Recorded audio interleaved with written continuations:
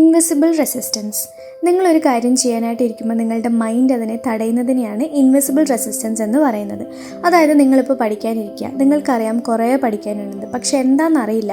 പഠിക്കാനിരിക്കുമ്പോൾ തോന്നും കുറേ സമയമുണ്ടല്ലോ, ഇപ്പം തന്നെ പഠിക്കണോ, കുറച്ച് കഴിഞ്ഞ് പഠിച്ചാൽ പോരെ എന്നൊക്കെ. ഇനി ഇൻവിസിബിൾ റെസിസ്റ്റൻസ് എങ്ങനെയാണ് വർക്ക് ആവുന്നത്, അല്ലെങ്കിൽ അത് എങ്ങനെയാണ് സംഭവിക്കുന്നത് എന്ന് നോക്കാം. ഫസ്റ്റ്, ദ ഹിഡൻ ബാറ്റിൽ. നിങ്ങൾ പഠിക്കാൻ വേണ്ടി ബുക്കൊക്കെ തുറന്ന് അതിലോട്ട് നോക്കിയിരിക്കും, പക്ഷെ മൈൻഡോ അതെവിടെ ആയിരിക്കില്ല, വേറെ എവിടെയോ ആയിരിക്കും. പിന്നെ നിങ്ങളുടെ മൈൻഡിലൊരു വോയിസ് കേൾക്കാൻ തുടങ്ങും, എന്ത് ബോറടിയാ, കുറച്ചേരം റീൽസ് കണ്ടാലോ, പിന്നെ എന്തെങ്കിലും കഴിച്ചാലോ, ടയേർഡായി കുറച്ചേരം റെസ്റ്റ് എടുക്കാം എന്നൊക്കെ.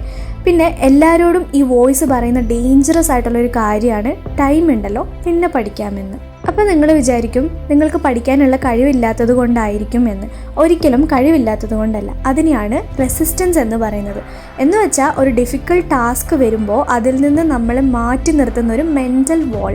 ഈ ഒരു സിറ്റുവേഷൻ നിങ്ങൾക്ക് മാത്രമല്ല, ടോപ്പേഴ്സിനും മുതിർന്നവർക്കും ഒക്കെ ഉണ്ടാവാറുണ്ട്. പക്ഷെ അവരതിനെ ഓവർകം ചെയ്യും.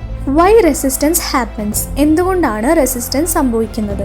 നിങ്ങളുടെ ബ്രെയിൻ മെയിനായിട്ട് 2 കാര്യങ്ങൾക്ക് വേണ്ടിയാണ് ഡിസൈൻ ചെയ്തിരിക്കുന്നത്. 1, ഡിസ്കംഫോർട്ട് അവോയ്ഡ് ചെയ്യാനും 2, എനർജി സേവ് ചെയ്യാനുമാണ്.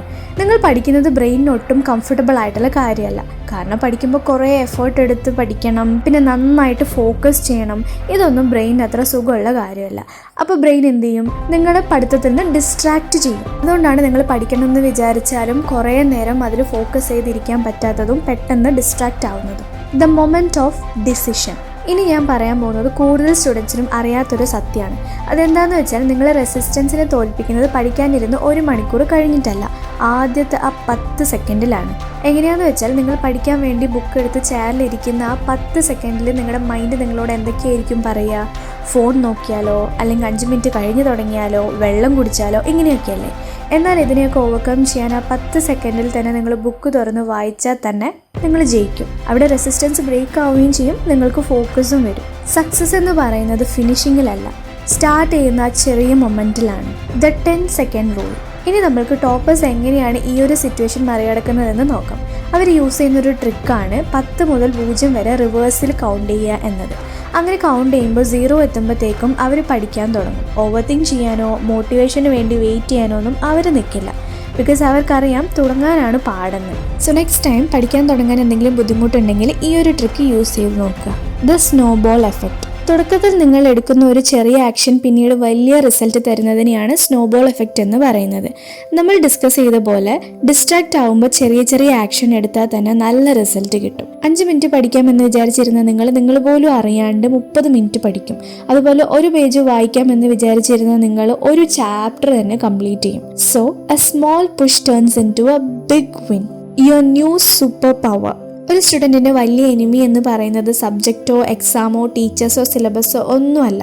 അത് നിങ്ങളുടെ മൈൻഡിൽ കേൾക്കുന്ന സൈലൻറ്റ് വോയിസ് ആണ്. ആ വോയിസിനെ ഓവർകം ചെയ്യാനുള്ള സൂപ്പർ പവർ നിങ്ങളുടെ കയ്യിൽ തന്നെ ഉണ്ട്. And that super power is start anyway, start small and start now. So ഏതൊരു കാര്യവും സമയമുണ്ടല്ലോ പിന്നെ ചെയ്യാമെന്ന് വിചാരിക്കാണ്ട് അപ്പം തന്നെ തുടങ്ങുക. ഇതുകൊണ്ട് നിങ്ങൾ കൂടുതൽ സ്ട്രോങ് ആവും, നിങ്ങളുടെ കോൺഫിഡൻസും കൂടും. സോ ഇനി മുതൽ നിങ്ങൾ പഠിക്കാനിരിക്കുമ്പോൾ നിങ്ങളുടെ മൈൻഡ് പിന്നെ പഠിക്കാമെന്ന് പറഞ്ഞാൽ കണ്ണടച്ച് 10 സെക്കൻഡ് കൗണ്ട് ചെയ്യുക, പിന്നെ സ്റ്റാർട്ട് ചെയ്യുക. ഇത് നിങ്ങൾ ഫോളോ ചെയ്താൽ പഠിത്തത്തിൽ മാത്രമല്ല നിങ്ങൾ ചെയ്യുന്ന എല്ലാ കാര്യങ്ങളിലും ഡിസ്ട്രാക്ഷൻ ഇല്ലാണ്ട് ബെസ്റ്റായിട്ട് ചെയ്യാനായിട്ട് പറ്റും. So always remember, legends are made by action, not by perfection.